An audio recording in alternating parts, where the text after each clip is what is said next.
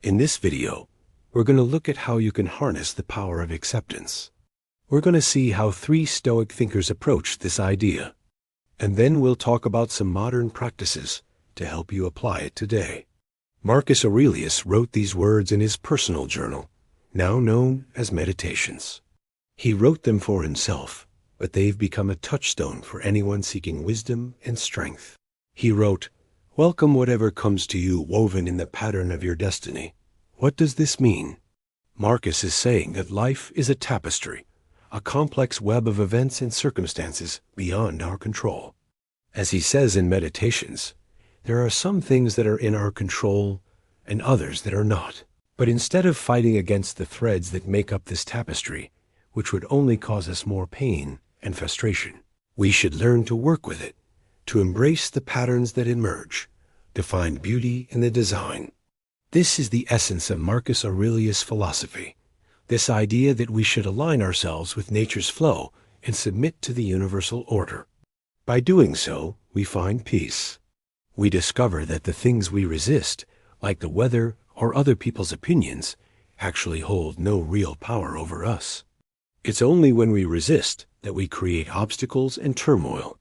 So instead of battling against the tapestry of life, Marcus tells us to welcome its patterns, to recognize the interconnectedness of all things, and to trust that the threads of our destiny are leading us where we need to go. Now, surrender is a powerful concept, isn't it? It suggests a yielding, a letting go, a releasing of the struggle. But surrender isn't just passive. It's not about giving up or falling apart. It's about letting go of what we cannot control so that we can focus on what we can.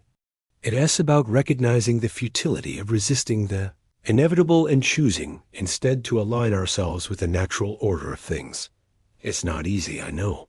We all love to fight, to argue, to try and change things, because it seems like we have more control over that than accepting things as they are. But that's an illusion. By surrendering to what is, by accepting reality as it unfolds, we actually gain a deeper sense of control over our lives. We free ourselves from the shackles of resistance and open ourselves up to the possibilities that exist when we live in harmony with the natural order of the universe. And listen, I get it. Sometimes we feel like life is just happening to us. We feel helpless, tossed about by forces beyond our understanding. But this is where the Stoics want to remind us that we're not as small as we think. We're part of something bigger, something wiser, something stronger than ourselves, nature's grand design. We're like those tiny cells in our body, working together in perfect harmony to keep us alive. In the same way, we're part of a cosmic dance, a web of interconnected events that all have their place and purpose. So when we resist, when we fight against what is, we're really just trying to go against the grain of the universe, and that never works. Instead, when we surrender, when we let go of our resistance and align ourselves with nature's flow, that's when we experience true freedom. That's when we discover the beauty of Marcus Aurelius' thought. In one of his letters, Seneca talks about a friend who was facing a difficult situation, and he gave him this advice. "A wise man is content with his lot, whatever it may be, without wishing for what he has not." In other words, don't complain about your life. Be content with what you have. Don't envy others. Don't wish for different circumstances, because discontentment is a source of unhappiness and dissatisfaction. You can choose to accept what you have and make the most of it. Seneca was a master of this. He lived through times of great upheaval and change, exile, civil wars, plagues. But throughout it all, he remained remarkably serene and accepting of whatever fate threw his way. In one letter, he writes, "We can be happy now if we make the choice." Our present happiness depends on the decision whether to throw ourselves into the turmoil of what is not ours to control, or to turn our attention to matters that are within our competence. And that's the key, isn't it? The Stoics teach us to focus on what's in our control, our thoughts, our choices, our actions. They teach us to let go of the rest, to release the things we cannot change. Because it's in this letting go that we find freedom. It's in this acceptance of what is that we discover inner peace. So many of us waste our time and energy worrying about things we can't control, hoping for outcomes that are not in our hands. And in doing so, we rob ourselves of the happiness and satisfaction that could be ours in the present moment.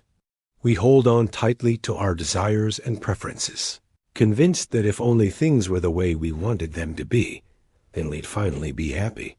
But as Seneca wisely observed, it's in the acceptance of what is that we truly find contentment. It's not about suppressing our emotions or ignoring the realities of our situation. It's about acknowledging what is with openness and honesty, embracing it, and then making the most of it. It's about recognizing that our happiness is not dependent on external circumstances, but on our attitude towards them. And here's the thing, we can't have a meaningful life without accepting what is. Acceptance is the cornerstone of wisdom, the foundation of resilience. When we accept things as they are, we free ourselves from the burden of resistance. We stop fighting against the current and start swimming with it. We become one with the flow of life, and that's where we find true strength. Now, Epictetus, one of the founders of Stoicism, was a man who lived his philosophy. He was born into a world of great challenges, war, poverty, injustice, but he never allowed these external circumstances to define him or break his spirit. He chose to accept them, to make the most of them, and to find meaning in them. In his book, The Discourses, Epictetus simplifies it even further. He says, "Some things are up to us, and some things are not." It's a simple dichotomy, but one that holds immense power. Some things are in our control, like our thoughts, our beliefs, our actions. Others are not, like the weather, other people's opinions, random events. The challenge, he says, is to recognize the difference, to realize that we can't control everything, and that some things are simply beyond our grasp. But this realization, he argues, is the source of our strength, not our weakness. Why? Because when we understand what we can't control, we stop wasting our energy trying to change it. We stop worrying about things that are beyond our power, and we focus on what we can influence. We become intentional with our actions, mindful of our thoughts, and resolute in our choices. We choose to focus on what we can control and let go of what we can't. So here are 3 questions to ask yourself that will help you apply this idea to your own life. Number 1, what is in my control? Take a moment to reflect on the circumstances of your life. Identify the things that are truly up to you. What are the things you can influence or change or shape in some way? These could be your habits, your attitude, your reactions, your efforts, your goals. Make a list if it helps you. Then ask yourself, am I spending my time and energy on the right things? Am I focusing on what I can control, or am I worrying about what I can't? Number 2, what am I expecting of others? Take a close look at your relationships and interactions with others. Who are you waiting for? What are you expecting from other people, from situations, from the world? Are these expectations realistic? Are they healthy? Or are they just sources of potential disappointment and frustration? Remember, we can't control others. We can only control ourselves. And by setting ourselves up for disappointment, we're only setting ourselves up for pain. So release these expectations. Let go of the need for things to be a certain way. And in doing so, you'll free yourself from a lot of unnecessary stress and anxiety. Number 3, what am I grateful for? Gratitude is a powerful antidote to discontentment. When we focus on what we're grateful for, we shift our attention away from what we don't have and towards what we do. We celebrate the abundance in our lives and acknowledge the blessings we've been given. This doesn't mean ignoring the negative or pretending that everything is perfect. It means finding balance. It means acknowledging the good amidst the bad. It means choosing to focus on what we have rather than what we lack. And when we practice gratitude, we transform our perspective. We begin to see that we're already rich, that we're already blessed, that we already have enough. We discover that happiness isn't something we need to chase or attain, but something we can cultivate right here, right now. As the Stoics taught, the chief task in life is to separate what is in our control from what is not. And in this separation, we find freedom, we find peace, we find the ability to accept life on its terms and to shape it according to our will. In the words of Marcus Aurelius, the happiness of your life depends upon the quality of your thoughts. So choose wisely, my friends. Choose to think thoughts of acceptance, of gratitude, of resilience.